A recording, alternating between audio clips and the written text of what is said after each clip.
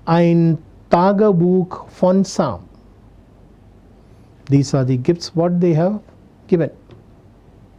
A greeting card from Ali, a flower bouquet from Peter, and a diary from Sam. Eine Glückwunschkarte von Ali, einen Blumenstrauß von Peter und ein Tagebuch von Sam. Die Geschenke gefallen ihr sehr. Die Geschenke gefallen ihr sehr. She likes the gifts very much. Look at both the sentences. The German sentence starts as die Geschenke, but the English sentence starts as she likes. So as I was telling you, through these lessons we are trying to introduce you the language and trying to give you different expressions possible with some situations. Sie dankt ihnen. She thanks them. Whom? Her friends. So die Geschenke gefallen ihr sehr and sie dankt ihnen. Sie fragen, wo gibt's die Party? Sie fragen, wo gibt's die Party? They ask, where is the party? Now I said, you are invited for the birthday and you say there is a party. We don't see any decorations over here. Where is the party then? Sarah antwortet ihnen, dass die Party im 𝗪𝗑𝗪𝗃 ist. Alle gehen zum Gasthaus.